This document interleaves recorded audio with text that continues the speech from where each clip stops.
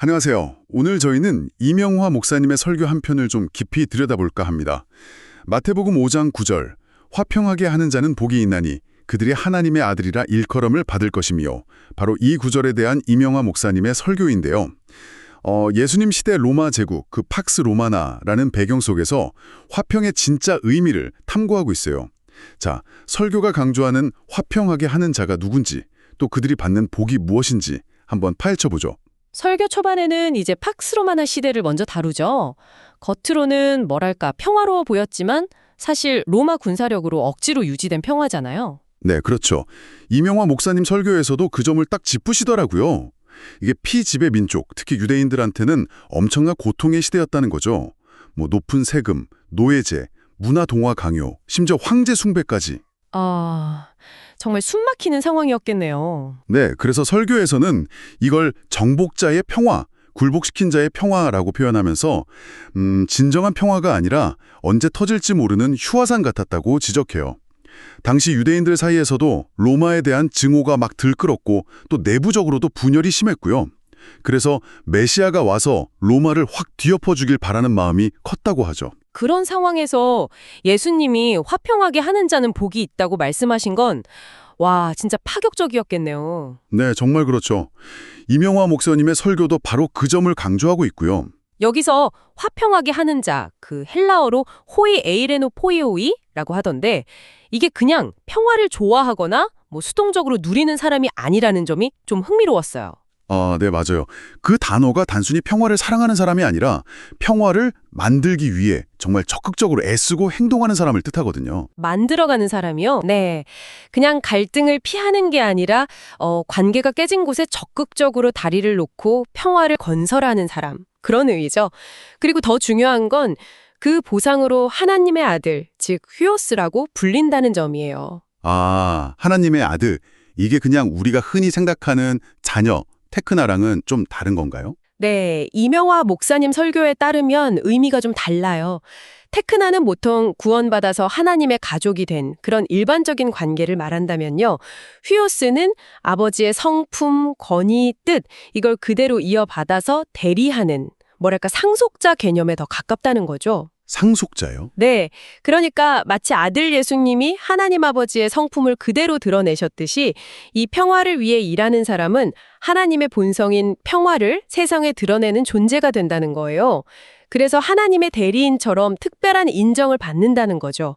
이건 단순한 보상을 넘어서 존재 자체가 하나님을 닮아간다는 뜻으로 해석할 수 있어요. 와, 그렇군요. 그러니까 평화를 만들어가는 행위 자체가 하나님의 성품을 보여주는 거니까 아들이라고 불린다는 거네요. 그럼 하나님은 왜 이렇게 평화를 중요하게 여기시는 걸까요? 설교의 핵심 중 하나인데요. 하나님 자체가 바로 평화, 즉 샬롬의 하나님이시기 때문이라는 거예요. 성부, 성자, 성령, 삼위일체 하나님의 관계 자체가 완전한 평화의 상태이고 또 예수님도 평화의 왕으로 오셨잖아요. 그래서 하나님과 인간, 또 인간과 인간 사이의 그 막힌담을 허무는 화목 제물이 되셨다는 걸 이명화 목사님의 설교는 강조하고 있죠. 삼위일체 하나님 자체가 평화이시군요. 네. 그리고 성령님 역시 하나 되게 하시는 영으로서 교회 공동체 안에서 화목과 하나됨을 위해 일하신다고 설명하고요. 결국 화평을 위해 힘쓰는 것은 하나님의 본성을 드러내는 일이고 예수님의 사역과 성령님의 사역에 동참하는 것이 되는 거죠. 그렇군요. 그런데 이 평화가 깨진 근본 원인, 그것도 설교에서 짚어주지 않았나요? 네, 맞습니다. 모든 불화와 분열의 근원은 결국 죄에 있다고 지적해요. 아담과 하와의 범죄로 먼저 하나님과의 평화가 깨졌고 그게 바로 부부간의 불화로 이어지고 심지어 가인과 아벨 이야기처럼 형제 살인까지. 그 시작이 죄였군요. 네, 그래서 이명화 목사님 설교는 진정한 화평은 다른 데서 찾을 게 아니라 먼저 하나님 앞에서 자기 죄를 회개하고 하나님과 화평을 이루는 것에서 시작해야 한다고 강조합니다. 하나님과의 관계 회복이 먼저다. 그렇죠. 그 다음이 이제 가정 안에서 부부, 부모, 자식, 형제 간의 화평을 이루는 것. 이게 화평의 사역자로 나아가는 첫걸음이라고 말하고요. 그럼 이걸 실제 삶에서 어떻게 실천할 수 있을지 설교에서 구체적인 예도 들었었나요? 네, 들었어요. 그 유명한 어거스틴의 어머니 모니카의 예를 들면서요. 정말 어려운 가정 환경 속에서도 지혜롭게 가정을 화평하게 만들려고 애썼던 그 모습을 소개하죠. 아, 모니카요? 네. 그리고 또 이명호 목사님 본인이 섬기시는 원당 성결교회 창립 32주년 이야기를 하시면서 교회가 정말 화목하고 하나 될 때 가장 크게 부흥했다는 그런 실제 경험을 나누시기도 했어요. 실제 경험을 나누셨군요. 네. 리더부터 성도까지 모두가 한 마음으로 화평을 위해 힘쓸 때 교회가 성장하더라는 거죠. 결국 이게 뭐 이론이나 말이 아니라 삶으로 보여주는 것, 그게 진짜 화평케 하는 자의 모습이라는 말씀이시네요. 정확합니다. 이명환 목사님의 설교는 단순히 나는 평화를 좋아해 라고 말하는 수준을 넘어서야 한다고 말해요. 공동체 안에서 내 관계 속에서 적극적으로 평화를 만들어가는 그 실천이야말로 진짜 예수 믿는 증거이고 하나님의 아들이라 인정받는 길이라고 결론 내리죠. 네. 분열이 있는 곳에 다리를 놓는 사람.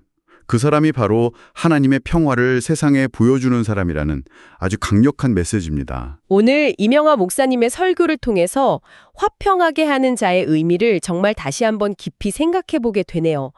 로마의 힘에 기댄 그런 거짓된 평화가 아니라 하나님과의 관계 회복에서 시작해서 우리 삶의 모든 영역에서 적극적으로 만들어가야 하는 진짜 평화. 네, 맞아요. 평화를 그저 수동적으로 좋아하고 받아들이는 태도를 넘어서 하나님의 그 평화로운 성품을 우리 삶을 통해 능동적으로 만들어내고 증명해 나가는 것, 그 무게를 좀 느끼게 되는 것 같아요. 자, 오늘 이 깊이 있는 이야기를 마무리하면서 당신에게 질문 하나 드리고 싶습니다.